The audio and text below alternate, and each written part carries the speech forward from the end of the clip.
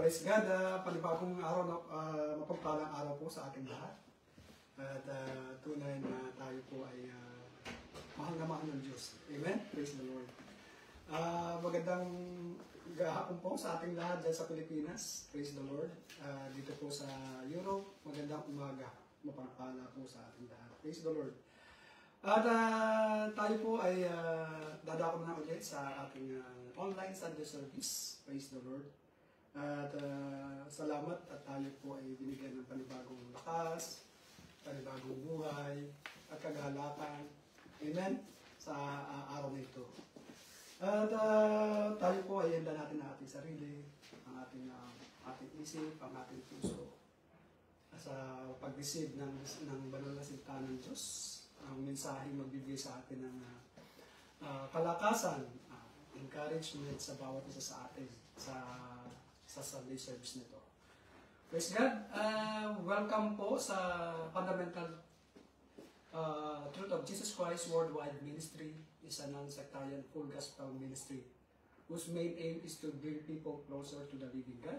And this ministry is a great and massive contributor po sa all over the world para ihayag po ang salita ng Diyos at maranasan ng mga tao at maunawaan ano ang importante na magkaroon tayo ng kaligtasan sa ating buhay. Amen? At makilalang tunay ang ating Panginoong Jesucristo, ang ating Diyos at sariling tagabugtas ng buhay ng bawat isa sa atin. Praise God! At ito po ay pinangunahan ng ating mahal na Apostle Edmond Ibanez dito po sa Netherlands. At ako po si Reverend Ricky Oblea dito rin po sa Netherlands. Before tayo po ay dumako sa mensahe ng Diyos, meron po lang po tayong announcement sa darating po meron po tayong mentoring, praise the Lord.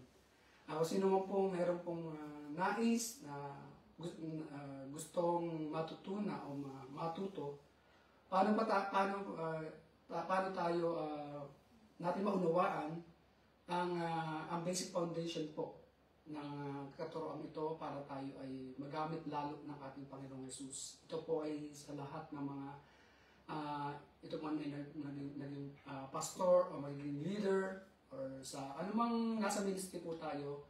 Open po ito sa lahat kung sino po ang nais magpaturo at magamit lalo ng Panginoon sa ministry pinagkatiwala sa bawat isa sa atin.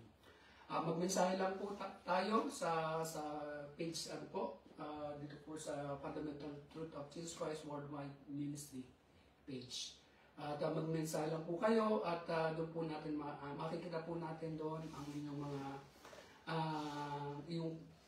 suggestion or nais nyo kayong mag-attend ng mentoring. Praise the Lord. Hallelujah. Maraming salamat at tunay nga na kayo mapagpala sa araw na ito. Tayo po dumako na sa mensahe ng ating Panginoon. The message for today is about, praise the Lord. Praise the Lord. God sees you as valuable. Amen. Praise God. Samahan po ninyo ako sa Luke chapter 12 verse 24 in NIV version.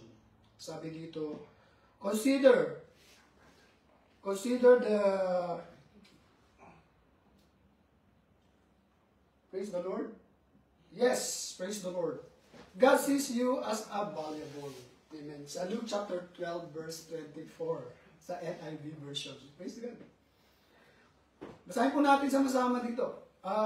Consider the ravens. They do not sow or reap. They have no storeroom or barn. Yet God feeds them, and how much more valuable you are than birds. Amen. Tayo po ay manalangin. Salamat po, O Diyos, na mapangyarihan sa lahat. At tunay nga po, God the Father, na ikaw ay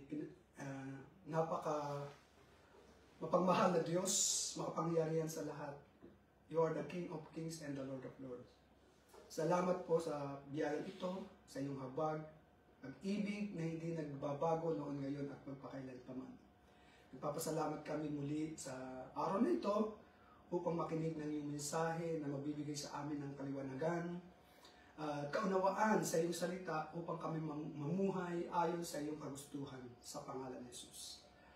At tunay nga po sa aming kalagitnaan, dideklara namin, Holy Spirit, that you are a great teacher in our midst na dakilang magtuturo sa amin at magpaunawa sa lahat ng iyong salita na nais namin malaman at matutunan patungkol sa iyo. Salamat po. At sa oras na ito, we pray that continue to cover us with the most precious blood of Jesus. At maging aming kinalalagyan saan man kami naroroon sa mundo ito, ay tunay nga na kami iniingatan mo sa pangalan ni Jesus. Maraming salamat po. All the glory belongs to you. In Jesus' mighty name we pray. Amen. Hallelujah. Okay, ulitin ko, God sees you as a valuable. Amen. Katulad ng ating binasa sa book of Luke chapter 12 verse 24, na tunay na tayo ay yung worth, meron tayong kalagahan bilang tayo ay create ng Diyos. Sa lahat naman ng create ng Diyos, tayo yung merong valuable po sa kanyang paningin. Amen. Hallelujah. Kaya po dito sa Luke chapter 12 verse 24, na like ko sinasabi po sa mga sunod-sunod na tinuturo sa online service, ang mundo po talaga is puno-puno ng mga anxiety sa buhay ng bawat tao. At sa mga worried or pain na nararanasan po, talagang very napakadaling tayo po ay ma-overwhelm by the pressure of life. Ano ba yung mga bagay na yun? Siyempre, worrying about our needs, our future, and the things beyond our control. Kaya po dito sa Luke chapter 12, nagsalita po ang Panginoong Jesus directly sa mga tao. Tendency to worry. He invites his listener to shift their focus from anxiety to trust. Kaya sino man po na tayo po ay naguguluhan or tayo ay parang hindi tayo mapakali dahil meron tayong mga pangangailangan sa buhay natin. Kaya ang Diyos po, ang Panginoong Jesus ay directly na nagsasalita sa atin na sa simple po na example po dito, a simple but powerful illustration from nature. Kaya dito po ang Panginoong Jesus pinapakita to get the attention to the ravens. Ito po yung ravens na ito, isang klaseng create ng Diyos na isang hayop, ibon, birds that neither sow or nor reap. Hindi siya nagtatanim, pero kumakain siya. And that have no storage barn. Nakasusulat po dito, they have no storeroom or barn. Or plans for the future. Yet, despite their apparent lack of preparation or provision, wala silang mga preparasyon, wala silang mga storeroom. Pero, tinan mo, napakabuti ng Diyos. Ang Diyos ang nagpapakain sa kanila. They are fed daily by God's hands. Kaya po dito this image serve as a reminder. Ito po ay paalala sa atin ng Diyos. Ang Diyos ay very faithful sa atin. Faithful care and provision. And if He takes care of the bird, how much more na tayo po, na tayo ay kanyang iingatan, aalagaan bilang isang mga anak ng Diyos. Amen. Kaya po sa verse na to, marami po tayong mauunawa at malalam at matututunan to consider our worth in God's eyes, to place our trust in His divine care, and knowing that we are never forget or overlook. Amen. Hindi tayo kalilimutan. Hindi tayo nalilimutan ng Diyos. Hindi tayo yung naisan sa tabi lamang. Laging nakatingin ang Diyos sa atin. Amen. Kaya po, may mga puntos po dito na dapat nating maunawaan. At i-apply natin. Pinapaalala sa atin ng Diyos na ang Diyos po, God provides for the lowly. In Luke chapter 12. Dito po tayo magpo-focus sa Luke chapter 12, verse 24. Doon po sa verse 24a. Sabi nito, consider the ravens, they do not sow or reap. Praise God. Kaya nga po, yung pong ravens dito, no? Kung i-imagine natin, that ravens were considered unclean and insignificant in Jewish culture. At they make no effort. O sinabi doon nga sa salita, no? Consider they do not sow or reap. They make no effort to farm or to store food. Yet, God feeds them. Pinapakain po ng Diyos niya. Amen. How much more na tayo po yung binigay, tayo valuable sa harapan ng Diyos. Kaya ang puntos po dito, ang point po dito, ay kung ang Diyos na po-provide for creation other overlook, how much more that will He care for you? Amen. Ano napaka-valuable natin, ano? Laging nakatuon yung kanyang yung kanyang paningin, yung bang intention, yung kanyang, ang Diyos lagi tayo, kaya nga to take care us, di ba? Lagi siyang nakatingin sa atin. Amen. Bibigyan ko po kayo ng mga example para tayo po ay magkaroon pa ng malawak na kaunawaan. Dito po sa book of 1 King, chapter 17, verse 8 to 6. Ito po ay si Elijah at yung balong taga-Saripat. Kaya po nung time na yon, during the severe famine, kaya po dito sabi nga, God's provide for the lowly. Hindi sila kilala, pero ginagamit sila ng Diyos. Amen. Kaya ito pong widow of Saripat, during the severe famine, God sent the prophet Elijah. Pinadala po ng Diyos si Elijah dito sa babaeng ito, sa widow of Saripat. A gentle widow in the Saripat. She was down to her last handful of money. Yung bang, sa buhay po ng babaeng ito, nandun na, very severe famine po eh. Sabi natin, tagutom. Meron po siyang mga bagay na yung pong harina o flour and oil. Talagang kakunti na natitira sa kanya. Kakaunti na lang yung natitira. Kaya po ang Lord nakatingin kung ano yung ating pangangailangan. Amen. She was down to her last handful of flour and little oil, preparing her final meal before she and her son would die. Ito na, kakaunti na lang yung natitira sa kanila na meron sila. Pero talagang but God miraculously provided for her household. Yung kanyang jar, yung kanyang mga jar of flour was not used up and the jug of oil did not run dry. Yun ang miraculous ng Diyos. Na talagang nagpapadala, nagpo-provide ang Diyos para sa atin kung anong ating mga pangangailangan. Kung sa tingin natin, kakaunti na yung meron tayo, pero meron pong ipinapadala. Meron pong ipinoprovide ang Diyos para sa atin to have enough. Na hindi tayo pagkukulangin, kundi sobra-sobra pa. Praise God. Kaya nga po katulad dito ng isang ibon na yung raven po. At yung babae ito, she had no storeroom or barn. Wala siyang pinag-sisidlan, wala siyang pinag-iipunang lugar. She was on the margin of society, a widow. Yung tingin ng mga tao talagang mahirap na mahirap. Outside of the Israel. Yet God saw her and provided daily for her needs. Amen. Kaya, ang Diyos po, if God saw and fed a poor, forgotten widow in the famine-stricken land, surely He sees and cares for you today. Kahit po kayo, tayo. Ito pong example na ito. Yung widow taga-Saripat, bira mo, hindi siya pinabayaan ng Diyos. Through the life of Elijah, ginamit po ng Diyos si Elijah para iparating ang mensahe ng Diyos. Sa pamagitan po ng mga tao nagbibigay ng mensahe ng Diyos para sa atin, tayo po ay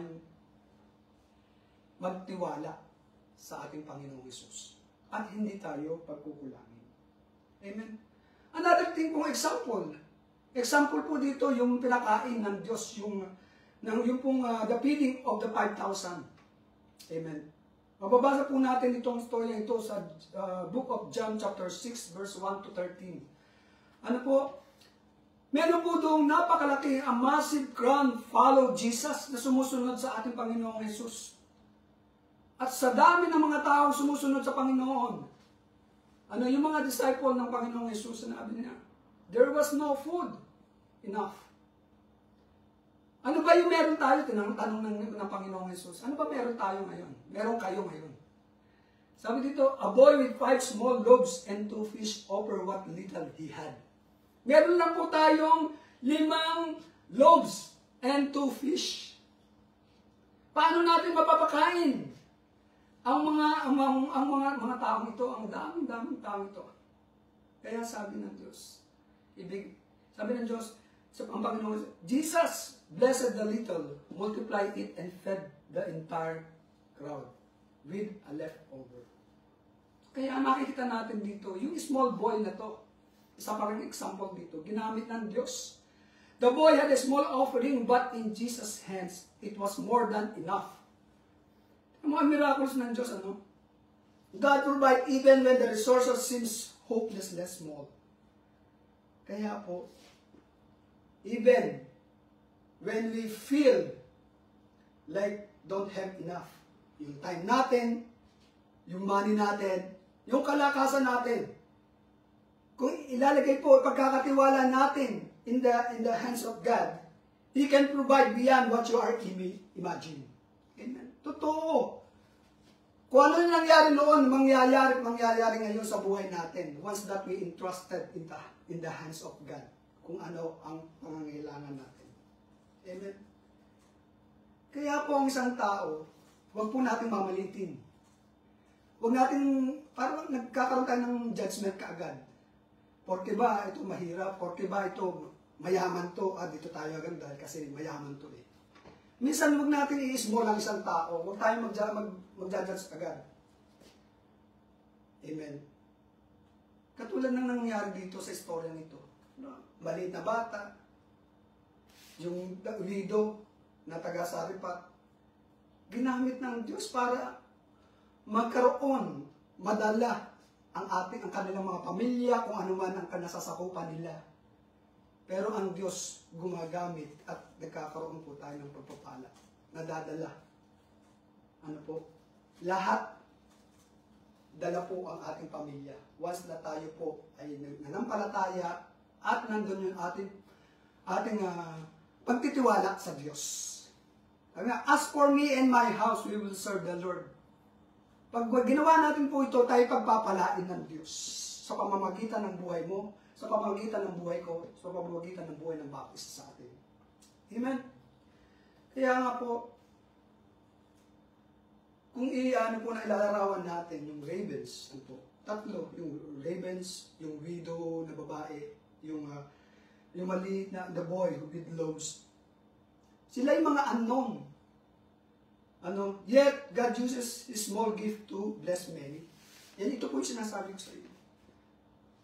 Dahil sa buhay ng bawat isa sa atin, naging tapat tayo.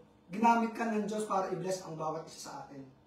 Ito man ay sa ministry, ito man ay sa ating work. Amen. Sa ating pamilya, lahat sila mapagpapala po ng ating Diyos. Amen. Another thing, next. God's provision does not depend on our performance. In Luke chapter 12 verse 24b, sabi doon, they have no storeroom or barn, yet God feeds them. Ulitin po natin, yung ibon na to, yung ravens, don't prepare or store food, yet they survive. This is not a call to laziness, but a lesson in trust. Sabihin, huwag natin isipin na, pinagpapala naman tayo ng Diyos, hindi na ako kikilos. Pero kailangan pa rin natin with action. Sumunod tayo sa pinagagawa ng Diyos sa atin. Amen. Kaya ang puntos mo dito, God care is not earned by how hard we work. It flows from His character, yung character po ng ating Diyos, as a loving Father, as a loving God. Na yung pinapakita po sa atin, nililiman po sa atin yung character ng Diyos, hindi siya maramot. Ano man yung pinagagawa natin sa buhay natin, hindi maramot ang Diyos. Pero much more na tayo po gagawa ng tamang bagay na nakalulugod sa Diyos. Lalo po tayong pagpapalain ng Panginoon. Amen. Isa pong halimbawa, magbibigay po ulit akong isang example na tayo po ay lalo tayo ma-encourage na maglingkod tayo sa Panginoon at lumapit tayo sa Kanya. Sa Old Testament po, doon po sa Exodus chapter 16 verse 1 to 36. Mababasa po natin yung storya dito about the Israelites. Pagkatapos po, after they are living in Egypt, yung mga the Israelites wander in the desert. Ano ba yung gagawin natin dito? Amen. Sabi ng Diyos nandun yung pag tayo sumunod, we found the milk and honey. Pero, anong ginawa ng Diyos dito? Anong ginawa ng mga tao dito? They grumble, they doubt, nagko-complain sila against Moses and God. Kaya God's provision does not depend on our performance. Despite of their lack of faith, tayo nagkakaroon tayo, wala namang mangyayari. Pero nasa Panginoon tayo. Kaya yung isip natin, nandun yung lack of faith. And yung pagpasalamat, yung gratitude natin sa Panginoon.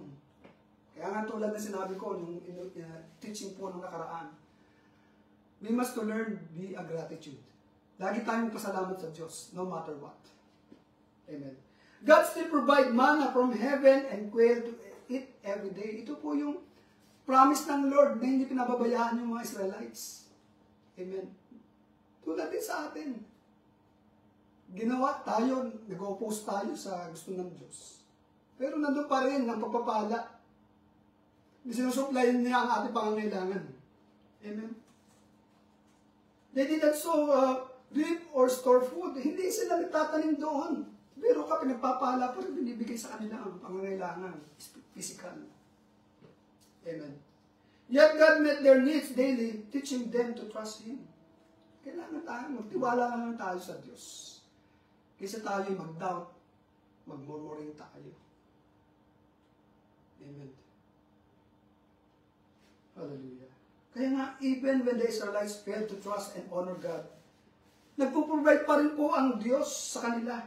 His provision was based on His covenant love, not their performance. May covenant po ang Diyos kay Moses. Hindi po niya kinalilimutan yun, yung covenant niya.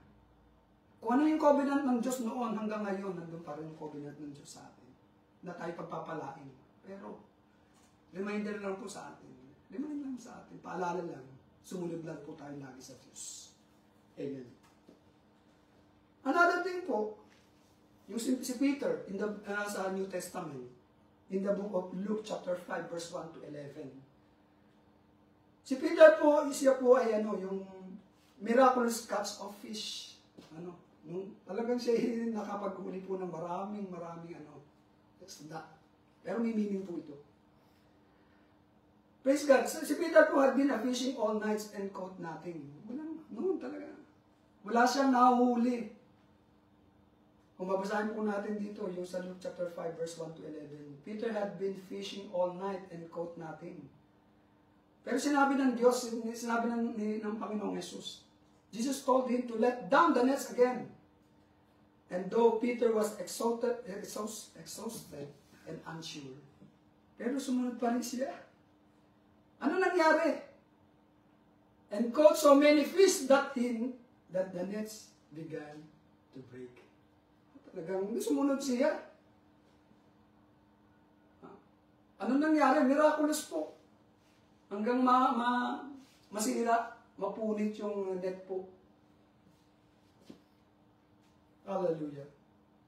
Kaya si Peter, nga natin yung karakter niya, Peter was a flawed man, impulsive, emotional po siya, and later will deny Jesus. But Jesus still blessed him, not because Peter earned it, but because who Jesus is. Amen. Minsan tayo, sa buhay natin, kinalimutan na natin ang Diyos. Kinalimutan na kung anong ginawa ng magagandang o pagpapala ng Diyos sa buhay natin. Pero nandun pa rin ang pagmamahal sa atin. Amen. Kaya si Peter po, Peter's net was empty despite his hard work. But when Jesus stepped into the situation, abundance followed. God's blessing come not by effort alone, but by His grace. Nabubuhay po tayo by the grace of God. Amen. Kaya po sa ating po sitwasyon ngayon, kung papapasukin po lagi natin ang Panginoong Hesus sa buhay natin, sa sitwasyon natin, tandaan po natin, meron pong magaganap na miracles sa buhay ng bawat isa sa atin. Kung ano yung nangyari kay Peter noon, mangyayari po sa buhay ng bawat isa. Papasukin natin sa sitwasyon natin. Huwag natin ilak. Huwag natin sarilihin natin. Nandyan ang Diyos na makikinig sa atin. Kaya nga, di ba? God sees a valuable. God sees you valuable. May worth ka sa harapan ng Diyos, sa paningin ng Diyos. Hindi tayo pababayaan. Amen? Kaya nga po, yung Israelites, yung point po dito, yung Israelites po dito, nandun yung kanilang rebellious, yung faithless nila, yet, ang Diyos still fed them daily. Si Peter, ulitin ko, pagod, discouraged, imperfect. Hindi natin sarili natin sa harapan ng Diyos. But, yet, God blessed him abundantly. Pinagpapala pa rin ng Diyos si Peter. Sa ating sarili, sa ating buhay, sa harapan ng Diyos, hindi tayo perfecto. Pero minahal at pinagpapala pa tayo lalo ng ating Panginoong Hesus. Amen. Kaya, God doesn't provide based on the perfection. He provides because He is good and faithful and loving God. Amen. Ano ba ang tanong sa ating sarili? Sa bawat sarili natin. Ano ba, are you carrying the weight of trying to control everything? Kaya po, yung pagtitiwala natin sa Diyos, huwag natin isipin na walang ginagawa ang Diyos. May ginagawa ang Diyos habang tayo nagtitiwala sa Kanya. Amen? Trusting God doesn't mean doing nothing. It means surrendering your needs to control outcomes. Amen. Faith, surrender sa ating Panginoon. Lord, ito ang aking pangangailangan. I trust in you. I have faith on you. Meron kang gagawin. Meron kang gagawing himala sa buhay namin. Amen. Magtiwala lang tayo. Magkaroon tayo ng pagtitiwala at pananampalataya sa ating Diyos na buhay. At doon sa ating faith, meron pong ginagawa. Busy po ang Diyos doon para sa iyo, kapatid.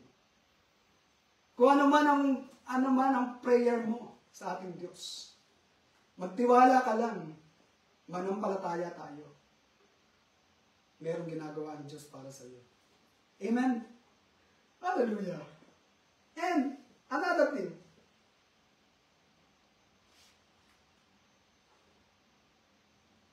you are valuable in God's eyes. In Luke chapter 12, verse 24c. And how much more valuable you are than birds. Amen. Kaya si Jesus po, kanina sinabi ko, nagsasalita po siya directly. Tells us what we are more valuable than the birds. Amen. Kaya, we are made in God's image and deeply loved by Him. Tayo minahal ng Diyos. Create tayo by His image at minahal tayo. Because God is love. Kaya po ang punto po natin dito, if God cares for the birds, He will certainly care for you. Amen? That's true. Because you matter to Him. Minahal tayo ng Diyos. Valuable nga. Another example po, dito po under the you are valuable in God's eyes. Sa Old Testament, si David. Kaya katulad ng sinabi ko kanina, hindi tumitingin ang Diyos kung ano man ang itsura mo sa panlabas. Kung ano man ang kinatatayuan mo, kung ano yung status natin sa buhay natin, kung ano man ay mahirap, hindi salat sa mga bagay. Pero ang Diyos tumitingin sa heart ng bawat isa sa atin. Isang example po dito, si David. Amen. In the 1 Samuel chapter 16, verse 6 to 13, si Prophet Samuel po, when the Prophet Samuel came to anoint the next king, pumunta po siya kay Jesse. Pina-invite niya ang mga anak ni Jesse. Hanggang nakita niya yung mga anak niya. Sinabi ng Diyos kay Prophet Samuel, hindi yan ang aking hinahanap para i-anoint mo bilang isang hari. When the Prophet Samuel came to anoint the next king, David was not even invited the gathering. His own father, Jesse, did not see him as an important. Hinahanap niya, wala ka na bang, meron ka pa bang isa pang anak? Meron ka pa bang anak na wala dito? Meron si David. Praise God. But God told Samuel, nagsalita po ang Diyos, people look at the outward appearance, but the people look at the outward appearance, but the Lord looks at the heart. In verse 7. Kaya tingnan mo, ang Diyos tumitingin po sa puso. Hindi sa outside appearance po, but inside appearance. Inside po, ang tinitingnan ng Diyos sa atin, yung puso natin. Amen. Kaya po si David was young, nakalimutan ng kanyang ama na i-invite. David was young, forgotten, and underestimated. Pero tinan mo, nakita ng Diyos ang kanyang puso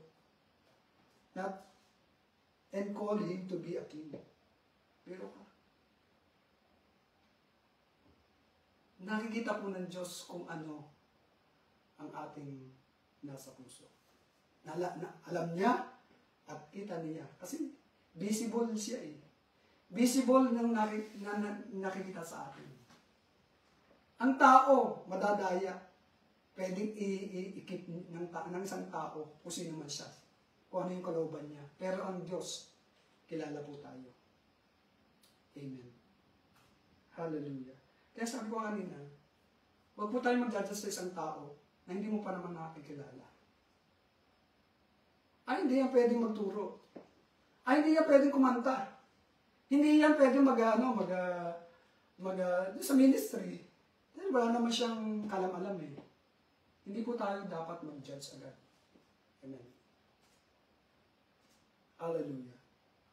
Kaya nga po, when the world may overlook you, but God sees your value.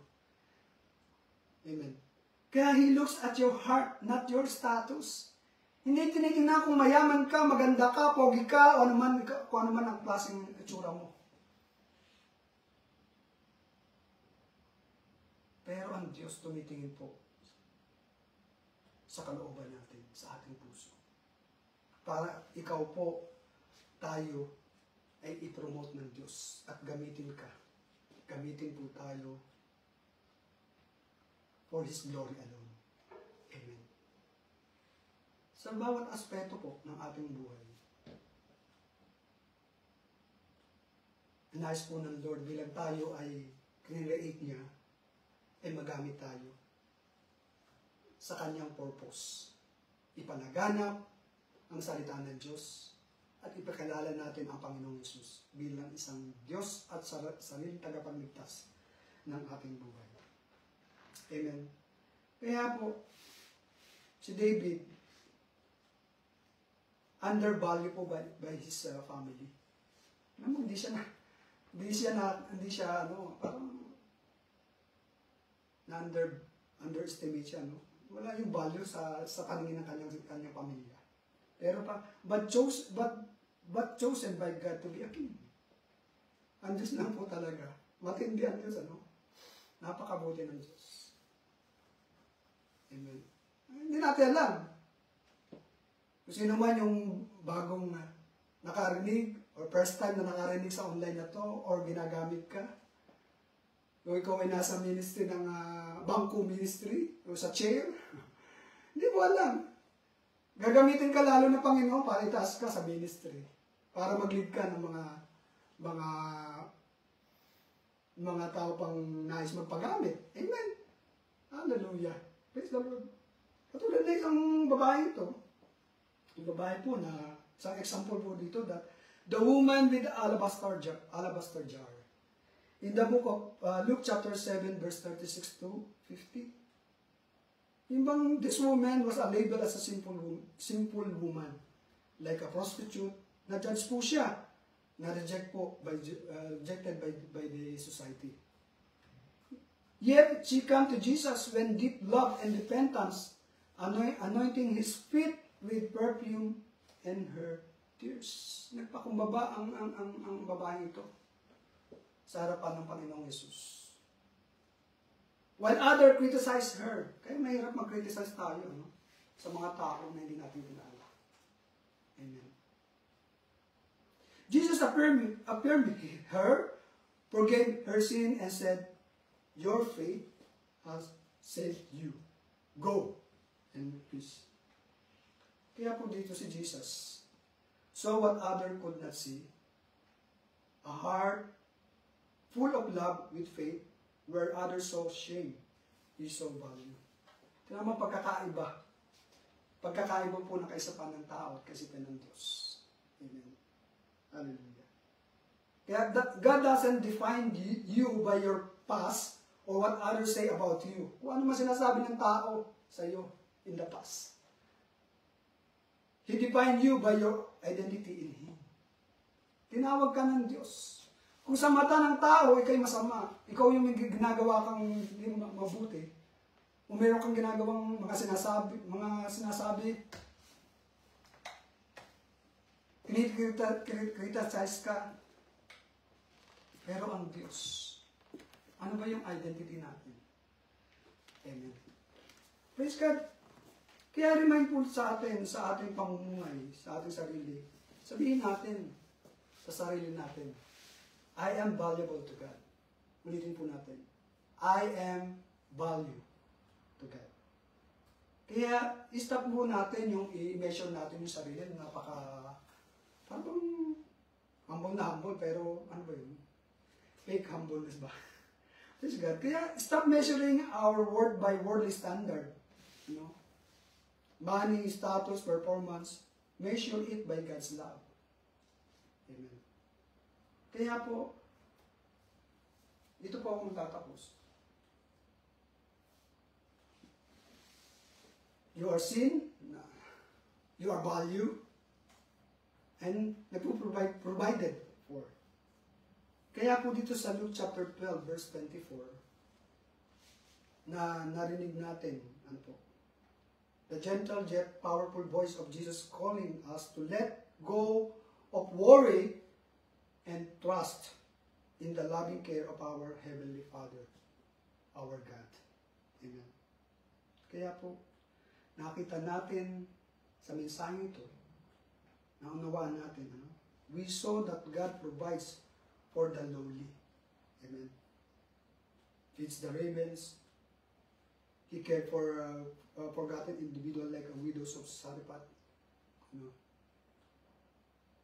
And secondly, natutunan natin, we learn that God's provision does not depend on our performance.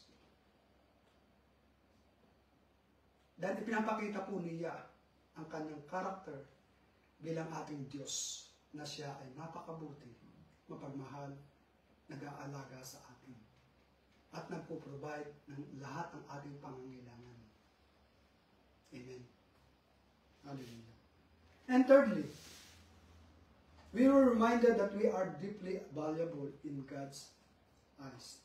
Katulad ni David, na-overlook siya, it was overlooked, and the simple woman, na-judge po siya. Pero, nakita ng Diyos ang kanilang mga puso. Lifted them, if God cherished them, He certainly cherish you. Amen. Kikip po tayo ng Diyos. Nandun yung pagpapalagay ng Diyos sa atin. Amen. Ano ba yung sabihin to sa sarili natin? You don't have to strive to earn God's attention. Nandun na yung attention ng Diyos. Binibigay na yung lahat ng attention ng Diyos para sa atin. Kaya nga, natin, hindi ako, wala yung attention ng Diyos sa akin. Sa mga tao, lalo na yung mga sa pamilya, nagkakaroon po ng nandito lang yung attention ko sa panganay. Pero sa bunso hindi. Pero ang Diyos hindi. Fair siya. Amen. And you don't need to live a fear of lack. Huwag tayong matakot na baka bukas wala na akong kainin, wala na akong ulam, wala na akong ganito. God will provide. God will provide. Your Father knows your needs. Ang ating Diyos na nasa langit, na mapangyarihan sa lahat, alam ng Diyos ng ating pangangailangan. Ito man ay physically, financially, emotionally, and then spiritually. Amen. You are not forgotten. Hindi tayo nakalimutan ng Diyos. Ano natin sa ating isipan, sa ating puso, hindi ka kinalimutan ng Diyos, kapatid. Amen. You are not invisible. Nakikita tayo ng Diyos. And you are more valuable than many birds. Amen. Praise God. Hallelujah. Kaya nga po, the next time you are tempted to worry, remember the ravens. Remember, there's some key scripture today about the ravens. They don't store. They don't stress. Yet every day, God feeds them. Amen? Hallelujah. And if He takes care of them, how much more will take care of you? Diba? Ganong kahalaga, valuable ang ating buhay sa Panginoon. Amen? Praise God. Tayo po ay manalangin. O Father God, maraming salamat po sa oras na ito. At tunay nga ang napakabuti mo sa buhay ng bawat isa. Thank you, Jesus. Salamat po sa bawat isa na nakinig ng iyong salita. Pagpalain mo ang kanilang mga buhay, maging sa mga pangangailangan nila, kagalingan, financial blessing. Lord, I pray and I release by faith, O God, you will provide according to your their needs, O God, in your riches and glory. Panginoon, maraming salamat po. Nandun ang iyong kagalingan, pagpapala, at hayaan mo sa aming natutunan, na-apply namin sa bawat araw na kami ay nabubuhay at kami naglilingkod sa iyo. I-bless mo po ang mga pamilya ng bawat isa, sa mga naghahanap ng trabaho. Lord, nandun ang kanilang promotion or positive, Lord, na nandun yung nakaabang na ang trabaho ibibigay mo sa kanila sa pangalan ni Jesus. Kagalingan, tumanay physical, emotional, and spiritual, they are healed by you. Salamat po. At tunay nga sa oras na ito, kami ay napagpala mo sa iyong mensahe. At maging sa ministry, pagpalain mo ang bawat mga naglilingkod sa iyo, ang mga pastors, Lord, pagpalain mo kanilang mga gawain sa ministeryo ito, sa pangalan ni Jesus. Salamat po. All the glory belongs to you, and honor and power is all yours. In Jesus' mighty name we pray. Amen and amen. God bless po sa bawat isa sa atin, and see you next Sunday for the online service for the Fundamental Truth of Christ Worldwide Ministry. God bless once again.